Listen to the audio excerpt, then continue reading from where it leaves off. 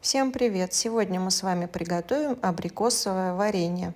Для начала вымыла хорошо все абрикосы холодной водой, можно слегка теплой. И теперь надо нам избавиться от косточек из этих абрикосов. Я их вытаскиваю вот такой палочкой для суши, можно деревянной палочкой, в общем, чем вам удобно. Я вот так это делаю. Абрикосы я взвесила вместе с косточками. У меня получилось 2 килограмма 200 граммов. Если вам интересно, я сейчас взвешу еще и после того, как их освобожу от косточек. Если вдруг косточка раскололась, как у меня вот в данный момент, то уже абрикос я полностью раскрываю вот так и достаю косточку. Заодно проверяю, нет ли там чего-нибудь или кого-нибудь лишнего. Так очищаю все абрикосы. Теперь я абрикосы все взвесила, их получилось 2 килограмма 50 граммов. В общем, 2 килограмма считаем. На это количество я возьму 1,5 килограмма сахара и засыплю им абрикосы. И оставлю на ночь. Если вы хотите готовить днем, то оставьте хотя бы на 5-6 часов, чтобы абрикосы пустили сок. У меня абрикосы сами по себе сладкие, поэтому этого количества сахара будет достаточно. Если у вас абрикосы не очень сладкие, кисловатые, можете добавить килограмм сахара на килограмм абрикосов. А еще, если вы хотите добавить ядра из косточек, они здесь очень сладкие и выглядят вот так после чистки, то тогда обязательно добавляйте килограмм сахара на килограмм абрикосов. Утром или через 5-6 часов после того, как засыпала сахаром, я ставлю абрикосы на огонь и довожу до кипения. Надо, чтобы все они полностью закипели, то есть не только в серединке, а по всему. После того, как закипит, варю 5 минут и выключаю, оставляю остывать еще на 5-6 часов. Если на абрикосах сверху остался сахар, я их переворачиваю, окунаю их в сироп, аккуратненько стараюсь не помять ничего. Но надо им помочь, и надо помочь раствориться всему сахару. Если абрикосы попались вам не сочные, то обязательно на дно налейте немного воды, миллилитров 50 примерно, чтобы у вас они не прилипли ко дну во время варки, а потом уже они сами начнут пускать сок. Варить буду на среднем огне. После того, как по всей кастрюле пойдут пузырьки, закипит вся кастрюля, снимаю пенку. Вот так аккуратненько, стараюсь не повредить наши абрикосы. И выключаю, оставляю опять на кухонном столе остывать на 5-6 часов. Вот так у меня выглядят абрикосы после первой варки. Я выключила, все, они остывают, лежат. Крышкой я не накрываю их, а вот эту пенку никогда не выбрасываю. Я обожаю пломбир. И вот если налить на пломбир вот эту пенку, получается такая вкуснятина. Так что пенку не выбрасывайте. Кстати, как я готовлю пломбир, у меня есть это видео, я оставлю вам здесь, вот сейчас вы увидите в углу подсказку.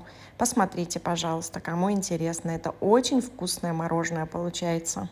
Ну вот, у меня прошло 6 часов, я поставила вариться варенье второй раз. Варить после закипания буду 10 минут. Опять снимаю пенку и оставляю остывать еще на 5 часов. Если у вас немного больше времени осталось, интервал, то ничего страшного не произойдет. Когда варенье закипело в третий раз, я добавляю ванилина немного. Это, конечно же, по желанию. Если вам не нравится, не добавляйте. Но мне очень нравится сочетание абрикоса и ванилина. Получается очень приятный вкус варенья. Но опять-таки говорю, это по вашему вкусу. После этого варенье кипячу еще после закипания еще 10 или 15 минут. Это уже зависит от размера ваших абрикосов. Смотрите, чтобы они у вас все были проваренные, но при этом не разваренные, не развалились.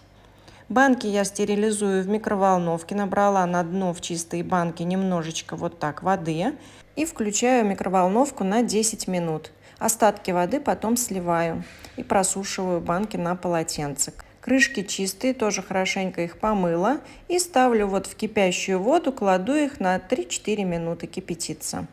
Теперь все стерильное. И разливаю наше варенье по банкам. Естественно, предварительно половник и воронку тоже обдала кипятком. И почти все абрикосы остались целые, что мне очень нравится. Ну, конечно, без потерь не бывает. Несколько штучек все равно разварились, которые были самые мягкие, самые-самые нежные. Но практически все целые. Вот так я складываю ягоды и заливаю сиропом. Варенье в банке я заливаю уже остывшим, чтобы сироп стабилизировался. По моим наблюдениям, если варенье закрываешь горячим, сироп получается более жидким. Так, когда остывает, он более густой. Вот видите, он как мед.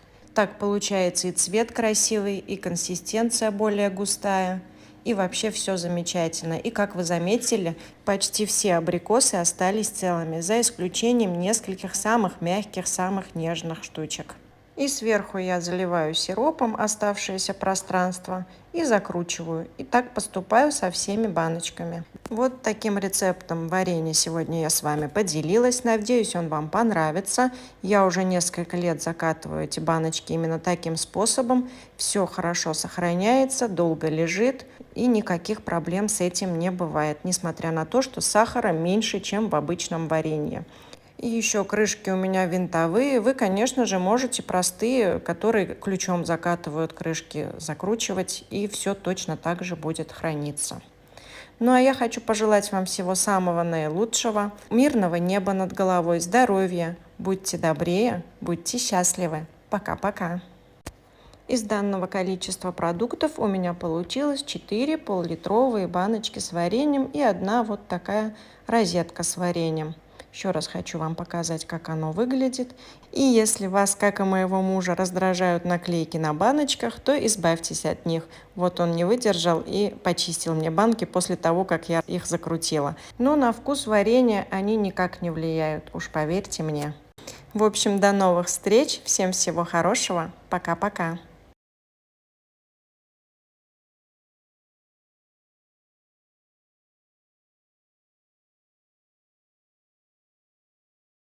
Вот у меня осталась одна баночка. Вот видите, она даже с 22 года. И ничего с ней не случилось.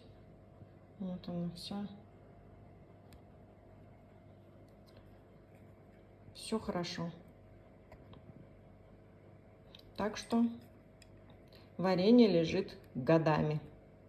Главное, что с 23 года у меня не осталось, а вот с 22 почему-то осталось. Затесалась между банок, видимо. Надо срочно ее употребить.